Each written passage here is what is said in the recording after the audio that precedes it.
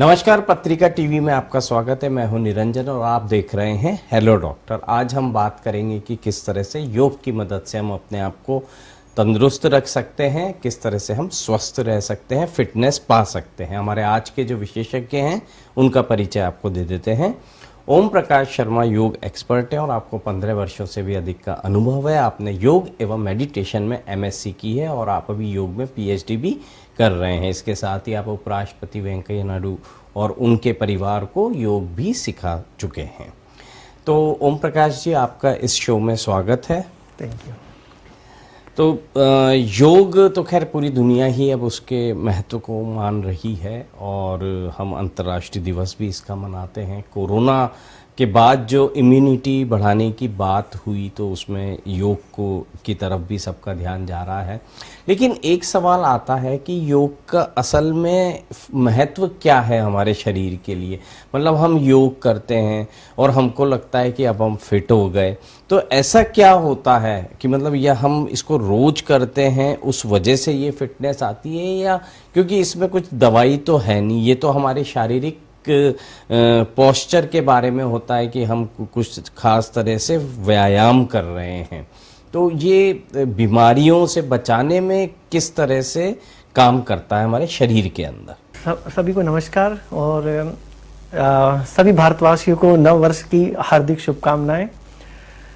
जैसे कि भी आपने पूछा कि योग के जो आसन वगैरह करते हैं हम, उनसे किस तरह से हम स्वस्थ रहते हैं, तो मैं आपको बता दूं, जब हम योगाभ्यास करते हैं तो योगाभ्यास में सबसे बेहतरीन चीज़ क्या है कि ये हमारी सिर्फ बॉडी के ऊपर काम नहीं करता है, ये हमारे बॉडी माइंड सोल तीनों के ऊपर काम करता है। क्योंकि हम केवल बॉडी नहीं हैं, हम माइंड भी हैं, हम सोल भी हैं। तो जब हम योग का अभ्यास करते हैं तो इससे हमारा सर्वांगीण विकास आता है। जैसे हम कहेंगे कि होलिस्टिक अप्रोच होती है।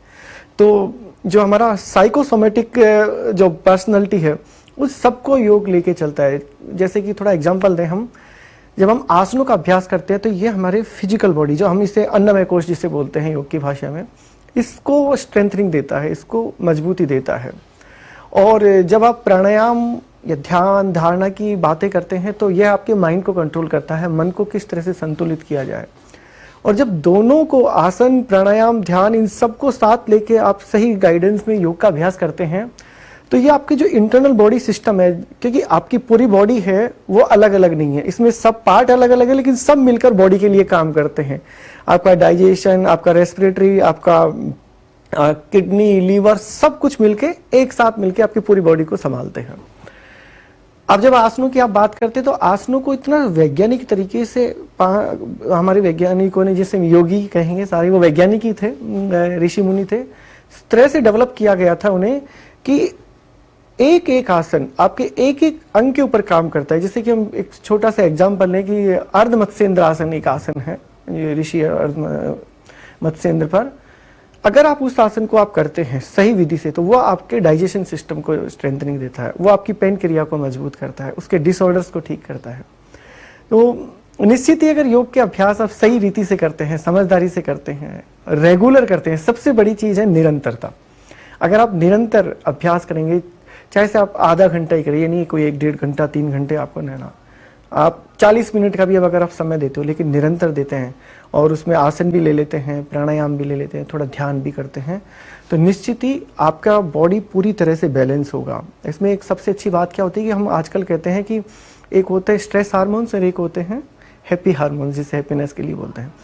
तो इन हार्मोन्स को बैलेंस करने का, जिसे हम होम्योस्टेसिस बोलते हैं अगर मेडिकल टर्म्स में बोलें, तो जो हमारे हार्मोन्स है उनको बैलेंस करता है। हमारा मेटाबॉलिज्म आजकल वेट लॉस पे, वेट गेन पे बड़ा सब कुछ अटके हुए हैं। आपका वेट सिर्फ और सिर्फ आपकी डाइट से ही प्रभावित नहीं होता है कि आप बहुत सारा खा रहे हैं इसलिए मोटे हो रहे हैं, नहीं नहीं।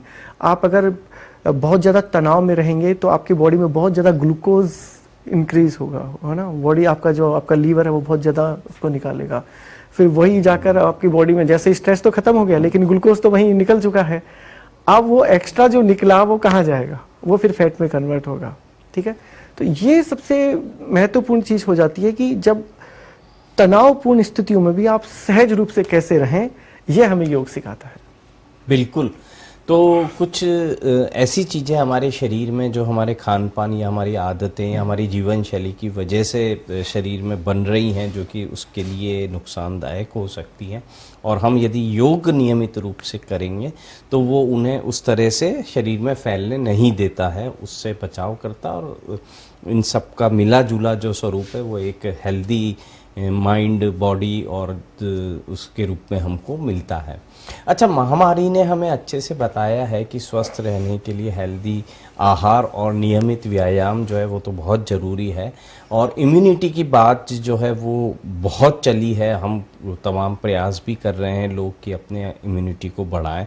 तो योग जो है वो इम्यूनिटी बढ़ाता है, तो वो जब हम करना शुरू करते हैं तो क्या पहले दिन से ही इम्यूनिटी आपकी ठीक हो जाती है या कुछ समय लगता है, और हमको पता कैसे चलेगा कि योग से हमारी इम्यूनिटी अच्छी हो रही है? देखिए, एक दिन से तो कुछ नहीं होता है, आपको धीरे धीरे, और योग का तो मार्ग है जो एक संतुलित मार्ग है, एक थोड़ा धैर्य वाला मार्ग है। आपको लंबे समय तक अभ्यास करना होगा, क्योंकि आपकी जो बैड हैबिट्स थे उनके कारण अपने इंटरनल बॉडी सिस्टम को इतना डिस्टर्ब कर दिया है कि आप एक दिन में उसे ठीक नहीं कर सकते हैं।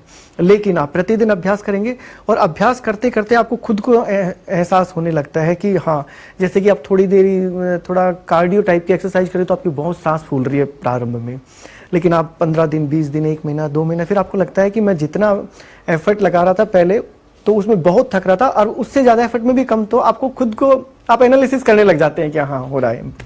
जैसे कि कई लोगों को नींद नहीं आती है रात भर, फिर वो जब प्राणायाम के अभ्यास करते हैं, कुछ सर्टेन टाइप के प्राणायाम, कुछ ध्यान के अभ्यास करते हैं, उनकी नींद इंप्रूव होने लगती है, तो खुद उन्हें एहसास होता है कि अरे मेरी तो नींद भी अच्छी हुई है। साथ ही जो बैड हैबिट्स होती हैं, बैड हैबिट्स में वो हैबिट्स ऐसी हैबिट्स जिनसे हमारा पूरा शारीरिक, मानसिक, सामाजिक, पारिवारिक पूरा जीवन ही डिस्टर्ब हो जाता है, उनमें भी आप देखने लगते हैं कि सुधार होने लगा है। कि जैसे कि आपको पता चल गया कि मैं ज़्यादा देर से सोऊंगा तो मैं सुबह नहीं उठ पाऊंगा, मेरी नींद प्रॉपर नहीं होगी, तो आप क्या करते हैं, मोबाइल या लैपटॉप या टीवी, उनसे आप जल्दी से ही फारिग होना शुरू करते हैं। आपको पता चल जाता है कि खाना मेरे को जल्दी से जल्दी खाने ना है, सूर्य आज से पूरा, जैसे कि हमारे जैन धर्म में होता है। अब वो कोई धार्मिक चीज़ नहीं थी, वो एक वैज्ञानिक चीज़ थी, लेकिन हमने, क्योंकि हमारा देश एक आध्यात्मिक देश है, यहाँ पे हर चीज़ को धर्म से इसलिए जोड़ा गया ताकि लोग उसे ज़्यादा से ज़्यादा अपना ले। तो जैन धर्म में जो खाने का सिस्टम था कि आप सूर्यास्त से पूर्व खाएं, तो इसीलिए था कि आप जल्दी खाना खाएंगे तो आपका भोजन पचेगा जल्दी और आप जल्दी सो पाएंगे। अगर आप रात को 10 बजे सोते हैं, 10 बजे खाना खाते हैं, तो आपको कम से कम 2-2.5 घंटे के लिए आपको उसको पचाने के लिए थोड़ा जागृत रहना होगा। तो आप 1 बजे सोएंगे तो फिर उठेंगे कब? तो आपके खाना, सोना, आपका व्यायाम, सब चीज़ें आपको एकदम से सिस्टमेटिक हो जाता है। आप एक इम्यूनिटी सिस्टम की बात कर रहे थे आप। ये इम्यून सिस्टम हमारा है, ये बड़ा ही, यानी कि हमारी बॉडी का ये सबसे बड़ा बॉडीगार्ड है, इसके बिना कुछ नहीं हो सकता। और इसको कब आप इम्प्रूव करेंगे? केवल डाइट से नहीं होगा, केवल एक्सरसाइज से नहीं होगा, ये होगा diet, exercise and rest. Rest में आती है स्लीप। मैं आपको एक वैज्ञानिक बात बता रहा हूँ, ये कि हमारा इम्यून सिस्टम कब डेवलप होता है, कब बढ़ता है, ग्रोथ करता है, जब हम डीप स्लीप में होते हैं। आप कितना एक्सरसाइज कर लीजिए, कितना आप अच्छा खाना खा लीजिए, अगर आप रेस्ट नहीं देंगे बॉडी को, तो आपका इम्यून सिस्टम डेवलप नहीं हो पाएगा। तो आपको रेस्ट देना है, एक्सरसाइज पूरी करनी है, और मौसम के अकॉर्डिंग आपको अपना खाना खाना है, अपनी हेल्थ के अकॉर्डिंग खाना खाना है। बिल्कुल, तो शरीर को रेस्ट देना बहुत ज़रूरी है, और रात की पर्याप्त नींद जो है उसे सबको लेने की कोशिश करनी चाहिए। और अगले दिन से आप सुबह योग करने की आदत जो है उसको भी अपने जीवन से जोड़ लीजिए, तो फिर हम कई तरह के संक्रमण और बीमारियां और जो आगे जाके गंभीर रूप ले सकती हैं उनसे अपना बचाव कर सकते हैं। हेलो डॉक्टर में अभी समय हो चला एक ब्रेक का। ब्रेक के बाद भी हमारी बातचीत जारी रहेगी। देखते रहिए पत्रिका टीवी।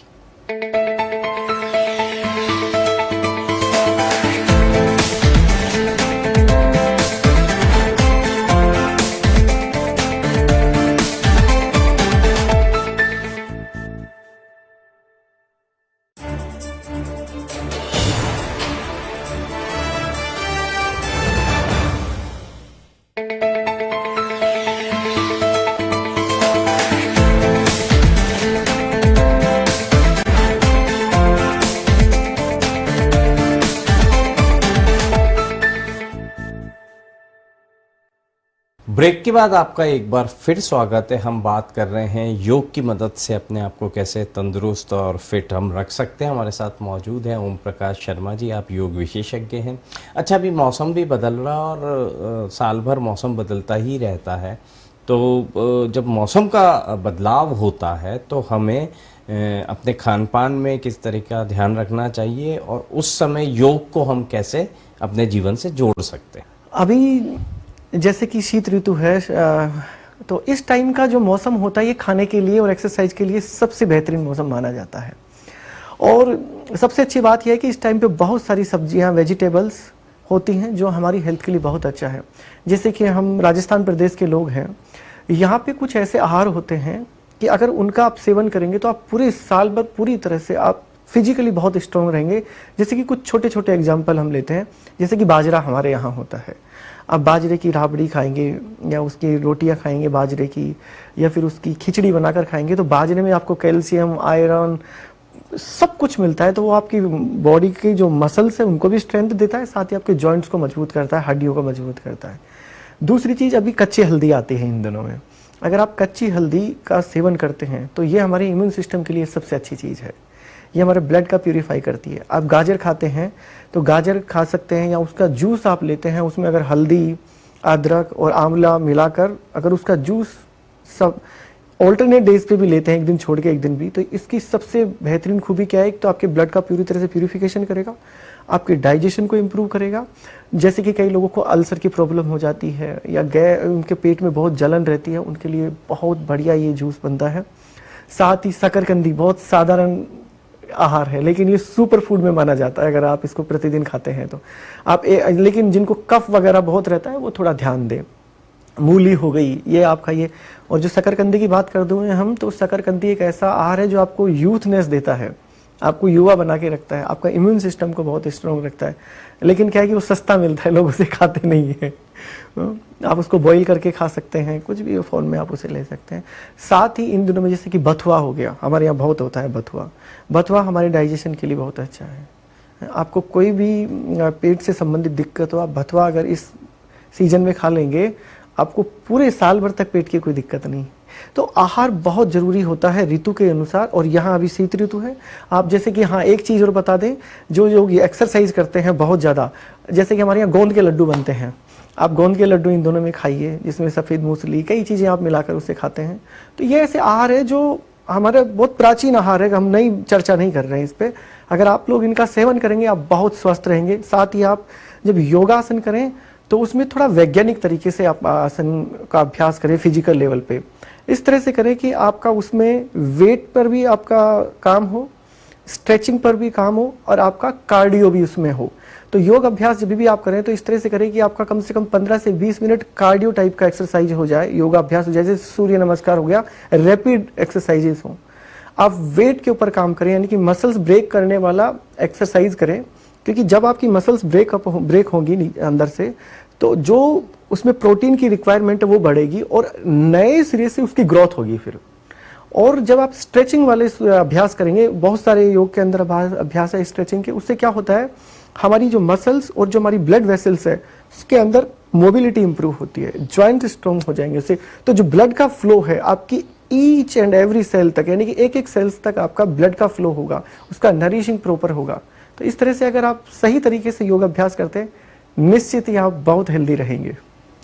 तो योग हम कैसे करें और सही तरीका क्या हो वो तो हम आपसे समझेंगे ही, लेकिन योग शुरू करने के पहले हमें किन किन बातों का ध्यान रखना चाहिए वो यदि आप हमारे दर्शकों को बता दें तो। जैसे कि भाई खाना कितनी देर पहले आपने खा लिया है, या योग करने के बाद आप कितनी देर बाद खा पी सकते हैं, या किन योग से थकान हो रही है और आपको नींद लेने की इच्छा हो रही है, उसका सही समय क्या है, सुबह करें, शाम को करें या रात को भी कर सकते हैं। तो इस तरह की जो बातें हैं वो आप बता सकते हैं। देखिए, योग करने का सबसे जो अच्छा समय है वो है ब्रह्म मुहूर्त। सुबह 4 बजे से लेकर 5-6 बजे तक का समय बहुत अच्छा होता है, क्योंकि उस टाइम पे आपका दिमाग में विचार भी नहीं होते हैं और पेट भी खाली होता है। तो सुबह का समय सूर्य उदय से पूर्व या उसके आसपास आप अभ्यास करते हैं तो ये समय सबसे अच्छा है, पेट आपका खाली रहे। हवादार जगह हो, आपके कपड़े हल्के फुल्के हो, ऐसी जगह पे अभ्यास ना करें जो बहुत बदबूदार हो, जहाँ पर बहुत अधिक ठंड हो या बहुत अधिक गर्मी हो। ऐसा हो जहाँ पे आप अपने अभ्यास पर ही केंद्रित हो, बाहर का वातावरण आपको परेशान ना करें।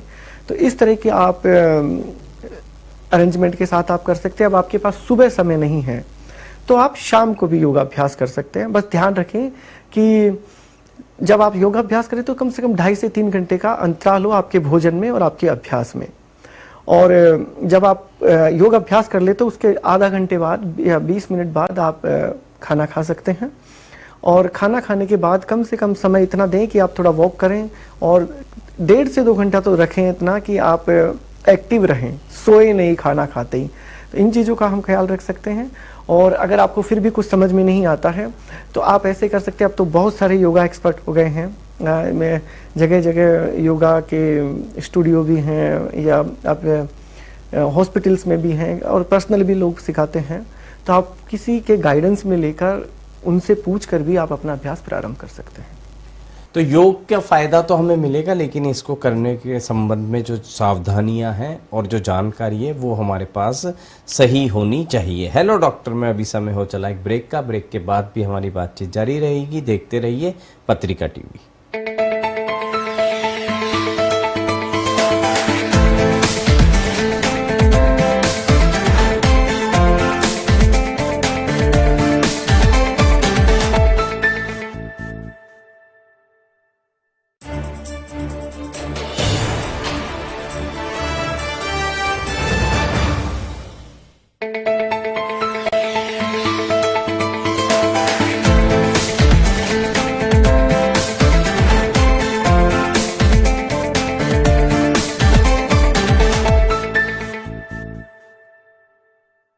ब्रेक के बाद आपका एक बार फिर स्वागत है। हेलो डॉक्टर में हम बात कर रहे हैं योग की मदद से हम कैसे फिट और हेल्दी रह सकते हैं। हमारे साथ मौजूद हैं ओम प्रकाश शर्मा जी, आप योग विशेषज्ञ हैं।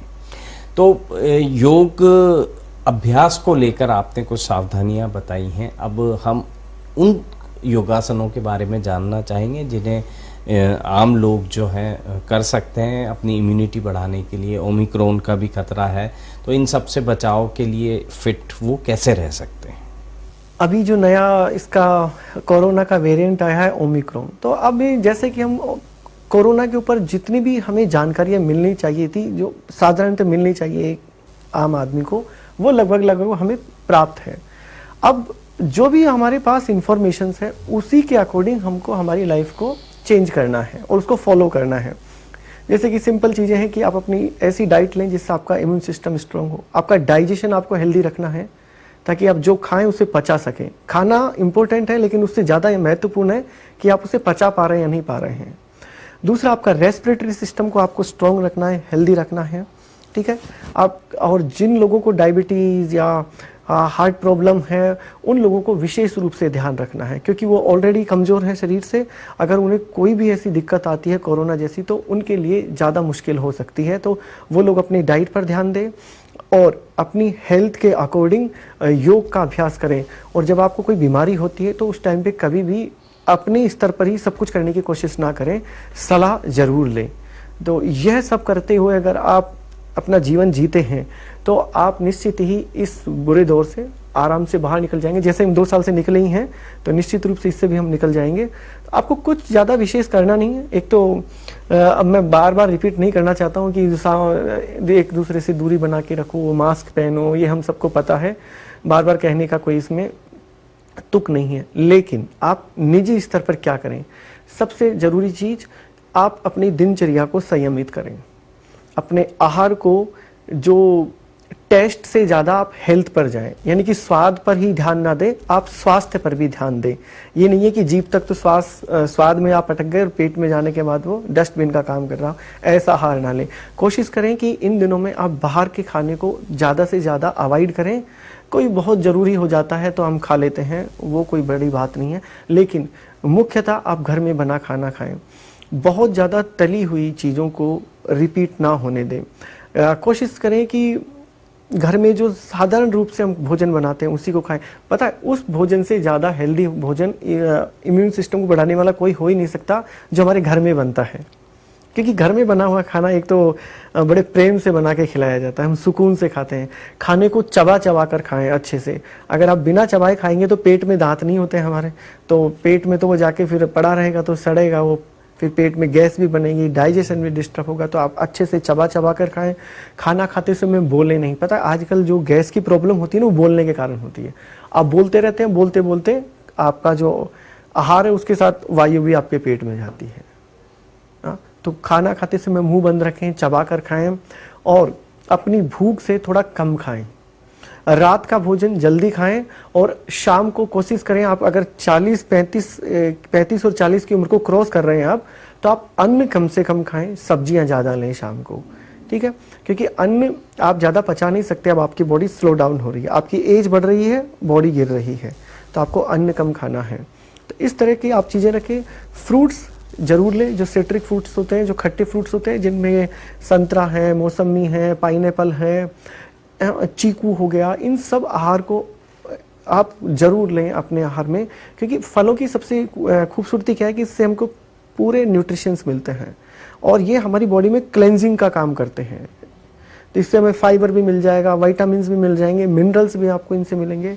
थोड़ा डाइटरी फूड भी लें। जब आप बहुत एक्सरसाइज करते हैं तो बहुत एक्सरसाइज करते समय हमारी बॉडी को प्रोटीन की ज़रूरत होती है, तो थोड़ा प्रोटीन वाला आहार ले। जैसे कि शाकाहारी लोग होते हैं, वो मांस वगैरह तो खाते नहीं हैं, तो आप थोड़ा पनीर लें, दालें, सोयाबीन, इन सब चीज़ों का सेवन करें।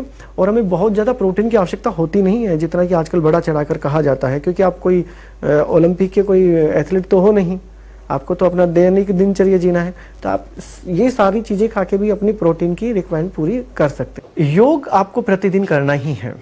योग कोई एक्सरसाइज फॉर्म नहीं है, ये हमारी एक दिनचर्या है। जैसे हम उठते हैं, खाना खाते हैं, हम काम पर जाते हैं, और अगर हम अच्छे से काम करना चाहते हैं, हम एक हेल्दी लाइफ जीना चाहते हैं, हमारा प्रोफेशन हम अच्छे से करना चाहते हैं, तो उसके लिए ज़रूरी है कि हमारा शरीर स्वस्थ रहे। और शरीर को स्वस्थ रखने में हमारे लिए योग बहुत ही एक महत्वपूर्ण विधा है, जो हमें हमारे पुरखों से मिली है। तो आप प्रतिदिन कोशिश करें कि ज़्यादा 1 घंटे भी अगर नहीं कर सकते तो 30 मिनट से 45 मिनट तक आप योग अभ्यास करें। 5 दिन आप योग अभ्यास कर सकते हैं, 1 दिन आप रेस्ट कर सकते हैं, 1 दिन आप अन्य एक्टिविटीज़ कर सकते हैं, कि जैसे आप वॉक पे चले गए या कोई स्विमिंग करते हैं या साइकिलिंग करते हैं, तो उसमें एक वेरिएशन आ जाएगा। अब योग के अंदर क्या क्या अभ्यास करें, तो कुछ बेसिक चीज़ों से आप शुरू करें। 4-5 आसनों का जैसे कि मैं यहाँ जिक्र करूँगा, कि जिनसे हमारा पूरा ऑल ओवर बॉडी पर फर्क पड़ता है। सूर्य नमस्कार एक अभ्यास होता है, उसका अभ्यास आप कर सकते हैं। साथ ही आप पवन मुक्तासन जैसे अभ्यास करेंगे तो उनसे आपका डाइजेशन अच्छा रहेगा, आपके हिप जॉइंट्स स्ट्रॉन्ग रहेंगे, तो आपको चलने फिरने में दिक्कत नहीं होगी। तो इसके अलावा आप सर्वांगासन करेंगे। सर्वांगासन क्या करता है कि आपके ब्लड का सर्कुलेशन रिवर्स करेगा, आपके ब्रेन को ज़्यादा से ज़्यादा ब्लड मिलेगा। साथ ही यह हमारा मेटाबॉलिज्म को बैलेंस करता है, हमारी थायराइड ग्लैंड इससे इफेक्ट होती है। सर्वांगासन करके फिर आप सर्वांगासन का काउंटर पोज, आप जो योग अभ्यास है मत्स्यासन कीजिए। यह हमारी ब्रीदिंग कैपेसिटी इंप्रूव करेगा, हमारा स्पाइन को स्ट्रॉन्ग करेगा, हमारा थायराइड ग्लैंड हेल्दी रहेगा, तो आप ये कर सकते हैं। इसके अलावा आप भुजंगासन कीजिए।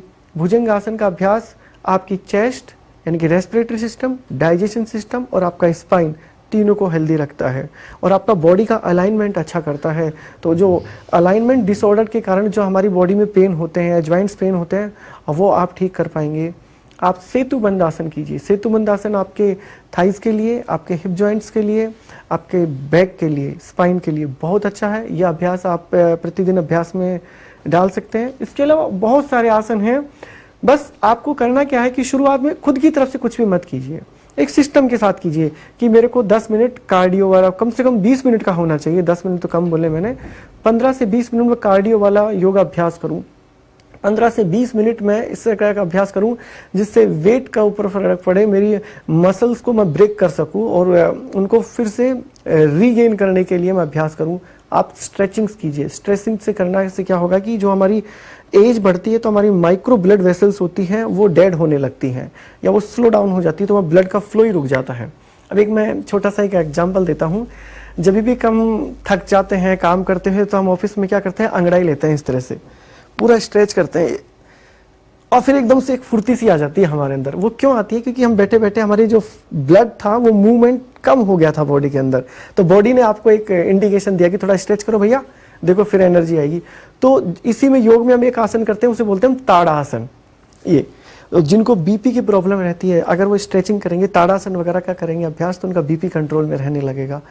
तो आप स्ट्रेचिंग वाले आसन करो, इससे आपके जॉइंट स्ट्रॉन्ग रहेंगे, ठीक है, उनमें मोबिलिटी ज़्यादा रहेगी। उसके अलावा आपकी जो मसल्स हैं उनमें फ्लेक्सिबिलिटी अच्छी हो जाएगी, उसमें हार्डनिंग नहीं रहेगी। और नींद सबसे ज़्यादा ज़रूरी है। अगर आपकी चलो नींद नहीं हो पाती है पूरी, तो आप योग निद्रा का अभ्यास योग में कर सकते हैं। आप शॉर्ट योग निद्रा का अभ्यास करते हैं जो 15-20 मिनट का होता है। उसके आजकल तो आप यूट्यूब पे भी या अदर कोई भी जो प्लेटफॉर्म है सोशल मीडिया का, वहाँ से आप इसको ले सकते हैं, या किसी योगा एक्सपर्ट से आप सीख सकते हैं।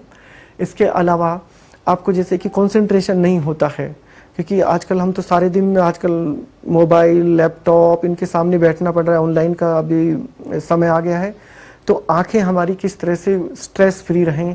आप योग में एक अभ्यास होता है, उसको बोलते हैं हम त्राटक। आप त्राटक का अभ्यास कर सकते हैं। एक आई कप आता है छोटा सा, 10-20 रुपये का आता है, उससे आप प्रतिदिन अपनी आंखों को धोइए। आप क्रियाएं कीजिए जिसमें कि जल नीति का अभ्यास आपको करना है।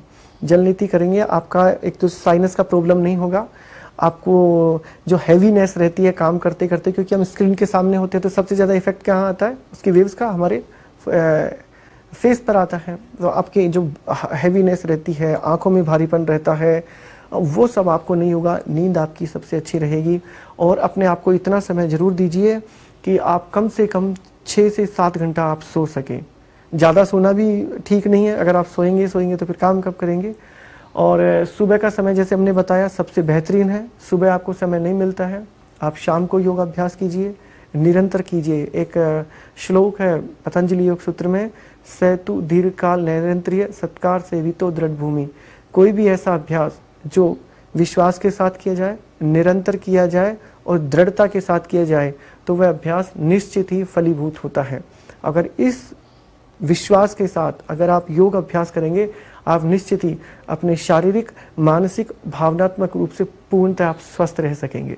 जो कोरोना से जिन लोगों ने रिकवरी किया है, पिछली बार जो लोग इससे संक्रमित हुए थे और वो ठीक हुए हैं, लेकिन आप याद रखिए कि कोरोना होने के बाद आपका शरीर पूर्णतः स्वस्थ नहीं हो पाया था, और वह तभी स्वस्थ होगा पूर्णतः जब आप पूरा ध्यान रखेंगे। आप सही से आपको डाइट लेनी है, और डाइट कौन सी लेनी है? जिसमें न्यूट्रिशंस हो, जिसमें जिंक हो, फास्फोरस हो, पोटेशियम हो, कैल्शियम हो, आयरन हो, इस तरह की। और ये कोई विशेष डाइट कहीं से नहीं मिलेगी, ये सिर्फ आपको सब्जियों से मिलेंगी जो अभी सामान्यतः मौसम में। और हमेशा उस खाने को आप लोगों को खाना है जो ऋतु के अनुसार आपको मिल रहा है। आपको प्रतिदिन जो कोरोना से रिकवरी में होकर आए हैं, प्राणायाम आपको निश्चित ही करना है। प्राणायाम करने से 3 बेनिफिट होंगे। आपका रेस्पिरेटरी सिस्टम स्ट्रांग होगा, दूसरा आपका हार्ट स्ट्रांग होगा, ब्लड सर्कुलेशन पर आप कंट्रोल कर पाएंगे, तीसरा आप मानसिक रूप से मजबूत होंगे, आपके अंदर फियर नहीं होगा। पता है, प्राणायाम हमको फियरलेस करता है। हम अधिकतर बीमारियों से क्यों घिर जाते हैं कि हम डरे हुए रहते हैं। हमारा डर हमें बीमारी से ज़्यादा मारता है। तो आप प्राणायाम करें, थोड़ा ध्यान करें, और योगा अभ्यास के हल्के हल्के अभ्यासों से शुरू करते रहें। और यह मैं विशेष रूप से उन लोगों के लिए बोल रहा हूँ जो कोरोना से रिकवर होकर आए हैं, क्योंकि जरूरी नहीं है कि एक बार हो गया तो दोबारा ना हो, संभावनाएं कुछ भी हो सकती है, लेकिन उस संभावना में हम तैयार कितने हैं, उस चीज़ का आप ध्यान रखें। आप निश्चित रूप से हेल्दी जीवन जी सकते हैं।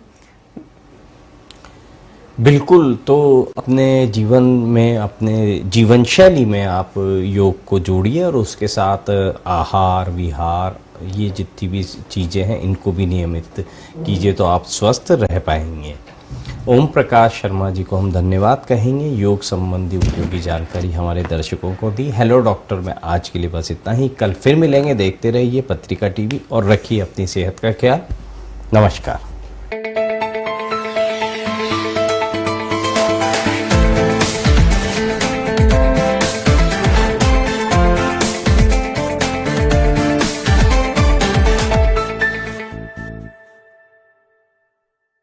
हर सदस्य यहाँ सुना रहा बदलाव की कहानी।